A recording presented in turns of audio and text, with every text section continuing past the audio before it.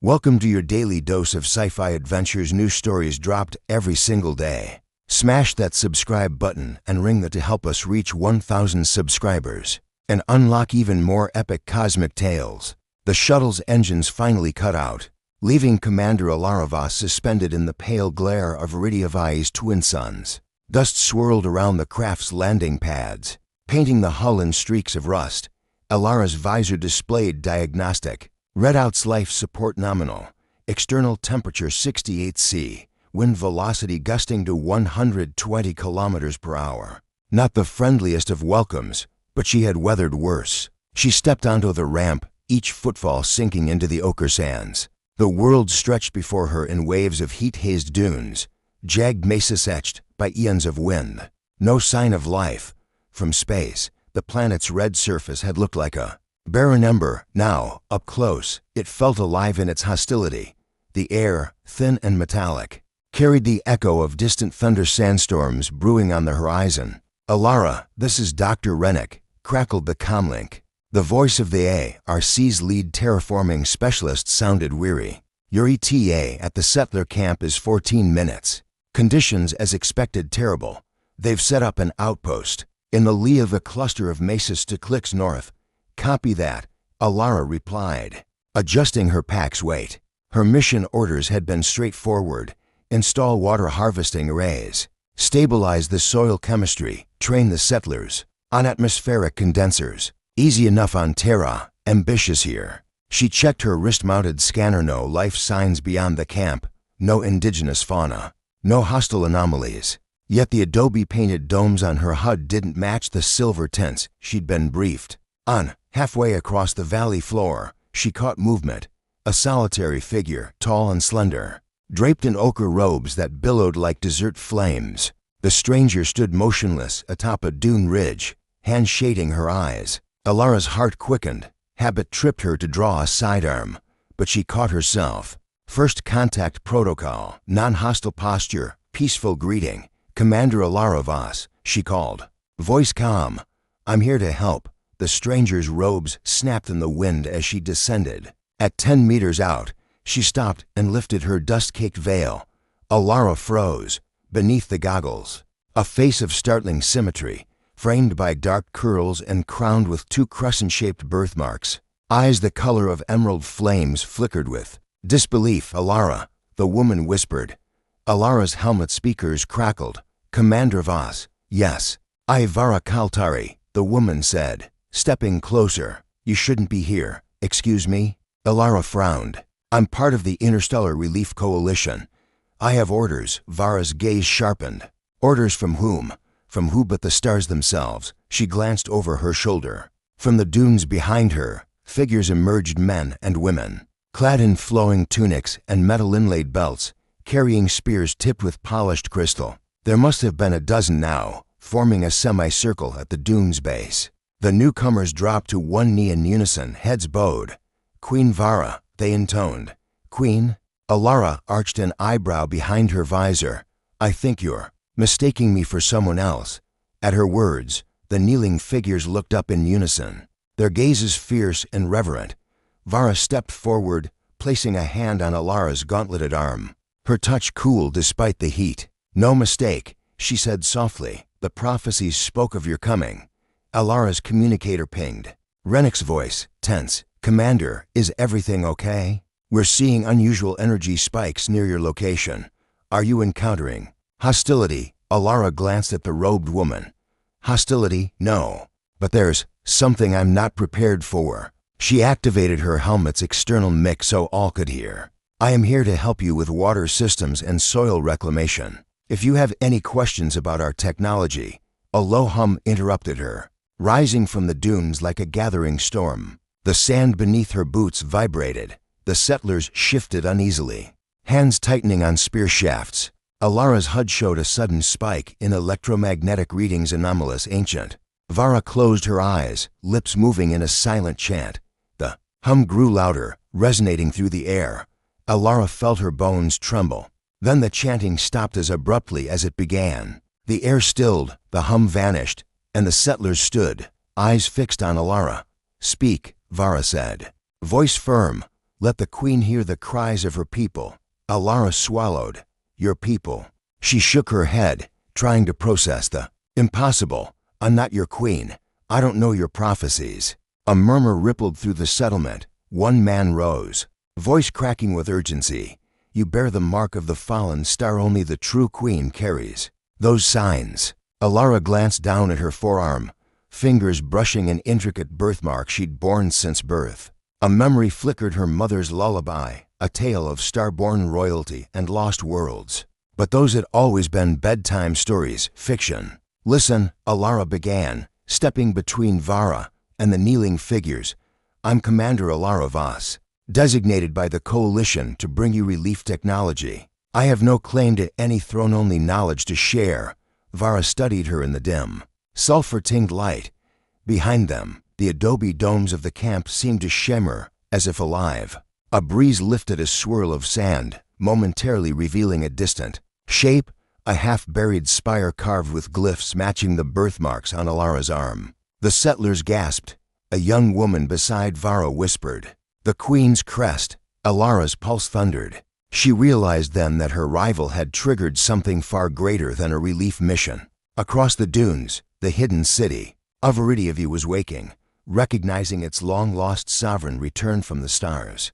And in that instant, everything she thought she knew about her life and her destiny changed. The morning sun rose over the dunes in rippling waves of heat, setting the sky ablaze in crimsons and golds. Commander Alara Voss stood at the crest of a windswept ridge. The settlement's adobe domes clustered below like scattered pearls. She watched as the first of the settlers filed out to greet the day, their faces drawn with fatigue, but alight with something more hope, tempered by awe. Vara Kaltari emerged silently beside her, the ochre folds of her robes billowing in the rising breeze. Under her arm she carried an ancient data tablet, its surface cracked with age. They trust you, Vara said softly, but they fear what they do not understand. Alara turned to face her. And I need to understand them. Yesterday, I arrived with orders to install condensers and irrigation lines. Now, I'm supposed to be their queen. She shook her head. How can I lead when I lack the history that binds them? Vara uncovered the tablet, placing it in Alara's hands. This is a fragment of your past, of our civilization, before the sundering. Learn its words. Feel its stories. Only then can you reconcile who you were with who you must become. Alara's gauntleted fingers traced the faint luminescence. Of the glyphs, each symbol thrummed like a living thing, a language of wind and water, of life coaxed from arid rock. As she read, a breeze stirred around them, carrying the scent of scorched earth and something sweeter, damp clay, a promise of rain. Below, the settlers assembled in the central courtyard. A rough dais had been erected from sandstone blocks. Upon it lay the schematics for the water harvesting arrays Alara had brought. She descended the slope, every step echoing in her mind. The people knelt as she approached, faces turned upward, waiting. "Good morning," she called out, clearing her throat. "Today we begin our work by learning how your ancestors managed the Olan River." Before it ran dry, murmurs rippled through the crowd. At her signal, Vara took the tablet and addressed the settlers in their native tongue. Alara watched as faces brightened, their confusion dissolving. Then Vara passed the tablet to Merida, the elderly council leader, who began to translate. "When the twin suns blaze, and the sands rise like walls, remember the river of stars sleeps beneath your feet. Call to it with crystal lights, and it shall awaken." Merida's voice quavered with reverence. "These seeds you call star crystals were once sown in secret places. They coaxed water from the very air." Alara raised her hand. "Exactly. I brought these seed crystals with me. Together, we will plant them in the old riverbed, connect them to our condensers, and restore a flow that can irrigate your fields." She tapped the schematic where she had overlaid modern piping. "This network will amplify the crystal's power. I need volunteers to help install the conduits." A buzz of excitement swept the crowd. Hands shot up, men and women in faded tunics jostled eagerly. Alara allowed herself a small smile. Even if she wasn't born to rule, she could guide. They worked through midday without pause. Under Alara's direction, teams of settlers dug trenches along the ancient watercourse. their shovels striking buried fragments of pottery and bone echoes of a lost age.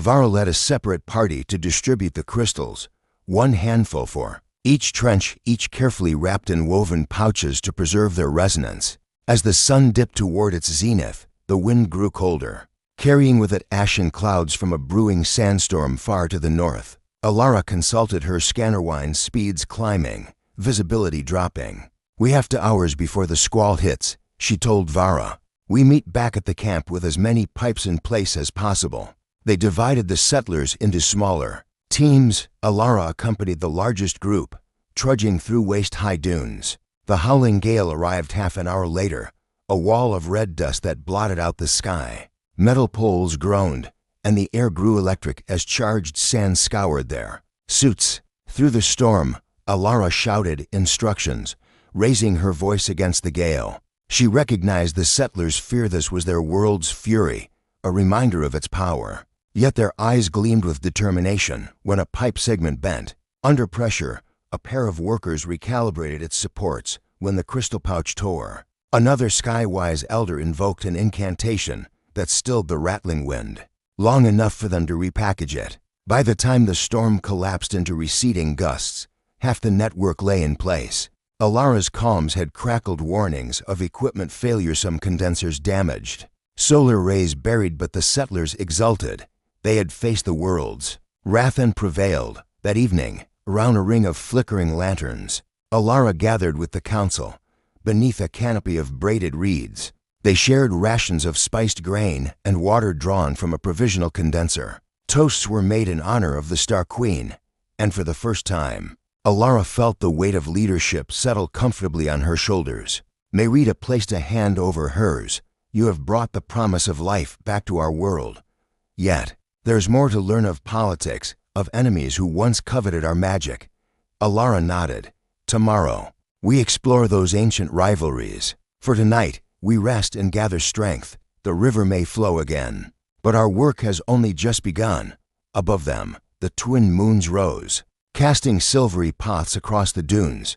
Alara closed her eyes, listening to the wind's dying sighs. In her mind's ear, she heard a distant voice, the echo of a queen who had ruled this world long ago. And in that echo, Alara found not obligation but purpose. The gathering storm had passed, but the real storm of destiny, of leadership, of prophecy was only beginning to swirl around her, and she was ready. Alara rose before dawn, as the twin moons still hovered low on the horizon, casting pale reflections across the dunes. The camp stirred to life beneath her. Settlers emerged from their adobe domes, rubbing sleep from weary eyes even as they gathered tools, rope coils, and supply packs for the day's journey. By torchlight, Alara reviewed her survey maps. The crystal caves lay 10 clicks east, beyond the bleeding dunes, in a maze of wind-carved canyons where the sand glowed ruddy pink at sunrise. Vara Kaltari joined her at the edge of the camp, draped in a hooded mantle woven with silver thread. "The sands are restless today," she murmured, scanning the horizon. "The spirits whisper of trials ahead. Are you prepared?" Alara met her gaze. "I know what's at stake. We either find the star seeds or we fail everyone here." She adjusted the satchel at her hip, which contained the precious data tablet. "Lead the way." They set out in silence. The first light of dawn painted the dunes in muted apricot tones, the wind cool and fragrant after last night's brief storm. Behind them, the adobe city lay quiet, guardianship of the newborn settlement entrusted to the council and a skeletal guard. Ahead stretched the bleeding dunes named for the iron-rich sands that ran like slow rivulets down their leeward faces. As they entered the dunes, the landscape shifted, each step sank ankle-deep, and horizons rose and fell like the crests of a rusted sea. Vines of hardy scrub clung to sheltered hollows, their pale leaves the only sign of life. Vara held up a quartz tracker, a shard inscribed with glyphs that pulsed faintly in her hand. "The caves lie beyond that ridge," she said, pointing. "But we must pass the sector of whispers first." Alara's breath caught. The sector of whispers. Legends say the wind there carries voices, lost memories of the old world. Voices that drive the unworthy mad or guide the chosen queen to her destiny, Vara replied. She tethered the tracker to a strap on her belt. Stay close and speak only when spoken to. They crossed the dunes in measured steps. As the sun climbed, the wind began to carry fragments of sound soft as silk and layered like choral music. At first Alara thought she perceived her own name whispered on the breeze. Then she heard laughter, children's giggles by a river she could not see, the toll of bells in marble halls. Her heartbeat quickened. Alara, Vara's voice was urgent. Ignore them. The wind swirled, voices coalescing into words of longing and instruction. Alara shook her head, struggling to focus on the path. They're calling me, she gasped. My name, and stories I don't remember. Vara seized her arm. They seek to distract you from what lies ahead. We must keep faith in the path marked by the stars, not the ghosts of the past. Alara nodded, blinking sweat and sand from her eyes. She recited a mantra she hadn't known she knew. By sunlit sands and shadowed caves, I walked the path my heart engraves. The words steadied her, and the voices receded to faint echoes. At midday, they crested the final ridge. Below lay a labyrinth of crimson canyons, their walls carved into smooth curves by ancient winds, and there, half hidden in the shadow of a crag, yawned the entrance to the crystal caves, an archway of pale limestone veined with quartz. A tremor shook the ground. Alara steadied herself. The prophecy spoke of trials at the threshold, she murmured. Perhaps this is one. Vara drew a dagger tipped with a jewel that mirrored the birthmarks on Alara's brow. She traced a sigil in the dusty air, and the monolithic doorstones partway slid back, revealing a narrow corridor lit by phosphorescent lichens. Enter, and let the sands bear witness. Inside, the air grew cool and damp. The scent of mineral-rich water tickled their nostrils. Stalactites dripped, each moisture bead shimmering like a diamond.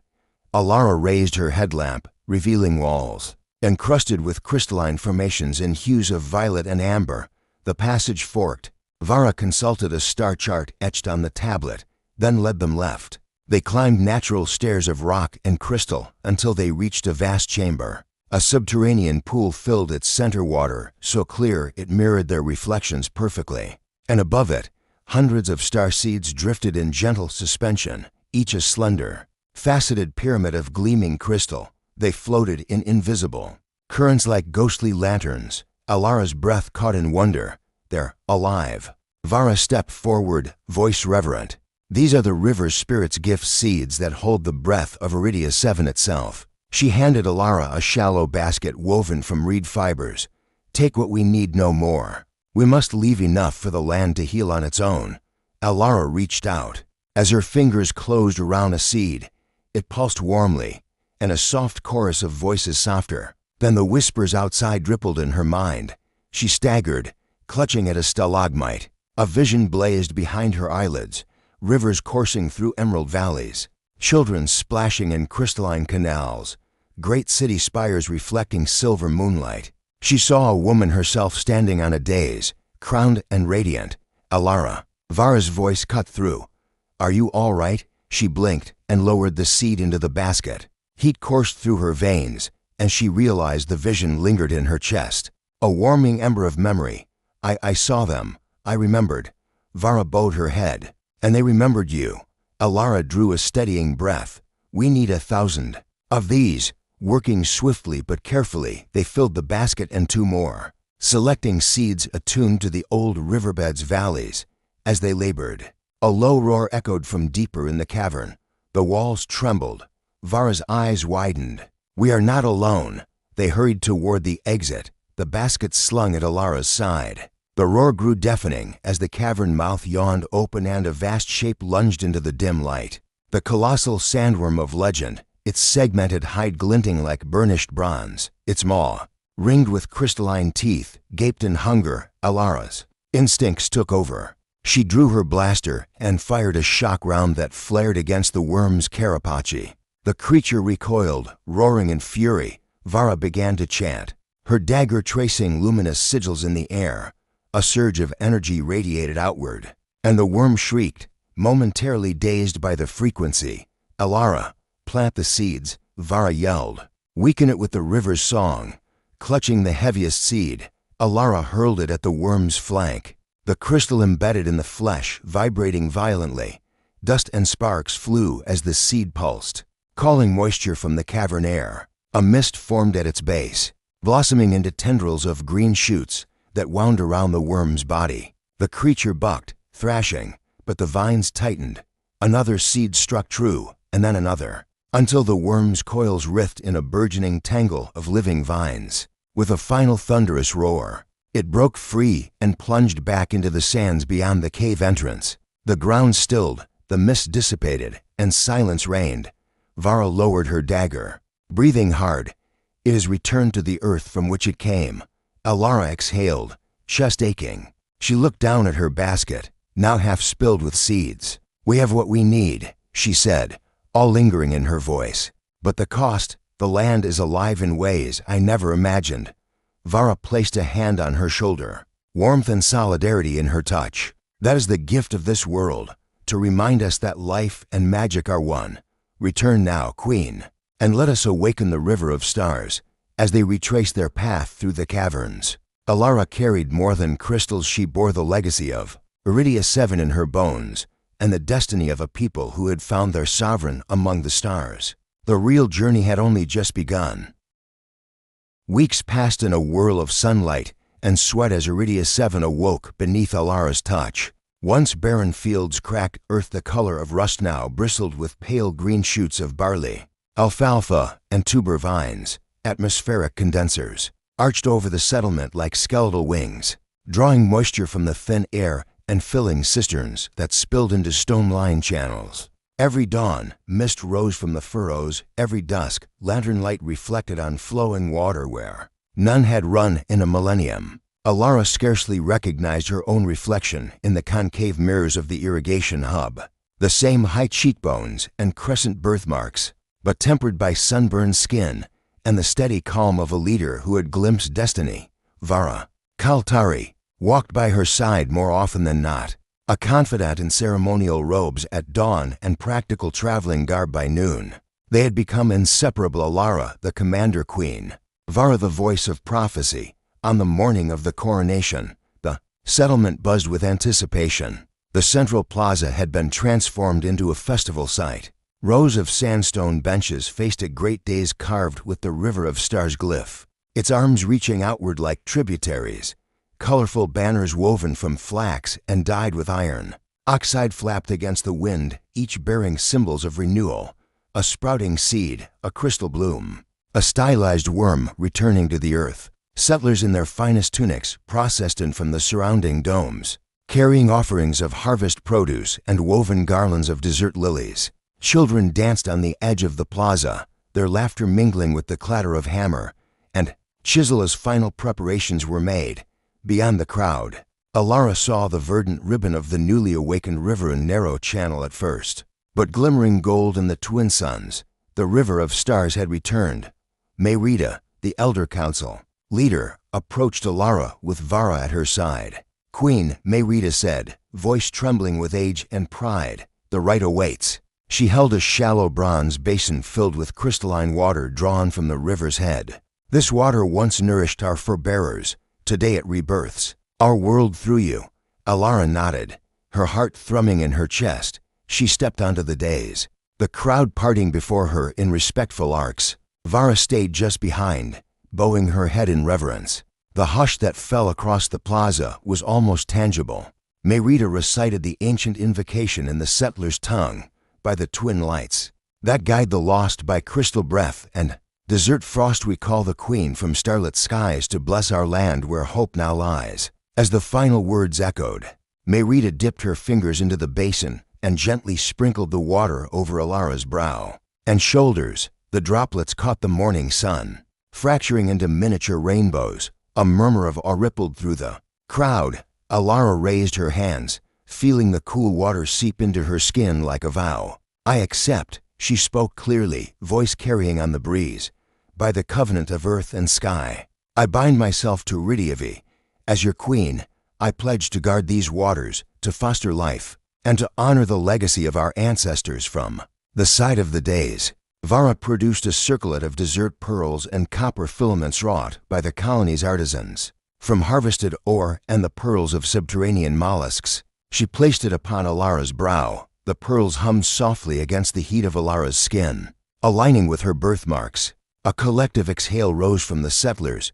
Their queen had taken her place. The coronation feast that followed stretched into the arid dusk. Long tables bore platters of spiced honey-glazed meats, roasted tubers, and bowls of sweet grain porridge. Settlers toasted with flutes of sparkling water flavored with dessert citrus. Their eyes bright with renewed faith, musicians played reed, flutes, and percussion instruments made from hollow gourds, while dancers in flowing silks traced patterns of water and sand across the plaza. Yet amid the jubilation, Alara remained vigilant. Word had come from scouting parties of distant tribes' nomadic clans that had once rivaled the desert kingdom, now stirring in their strongholds beyond the broken spires. They watched the rising river with covetous eyes, and their envoys had been spotted on the horizon. Expansion, defense, diplomacy, the tasks of rulership lay heavy on her newly crowned head. That night, as lanterns flickered low and the festival fires dwindled, Alara and Vara climbed the sandstone ramparts overlooking the plains. Alara traced the course of the river of stars with a finger in the moonlight. "They will come," she said quietly. "They will see our prosperity and think to claim it." Vara slipped beside her, voice a gentle murmur. "Then we shall greet them as guests, shield them from thirst, and bind them to our cause." The prophecy did not end with the river's return. It begins with the forging of alliances. Alara exhaled, tasting the promise of the night air. The moons glowed pale against the stars, and below them, the desert world thrummed with new life. She placed a hand on the polished stone of the rampart. "I thought I came here to give water," she mused. "Instead, I found a kingdom and a destiny I never sought. But now that it is mine, I will defend it." Vara laid a steadying hand on Alara's shoulder. "Long live Queen Alara, sovereign of rivers and stars." Alara allowed herself a small, resolute smile. "May our reign usher in 1,000 golden rivers and peace beneath our twin suns." Below, the settlement slept.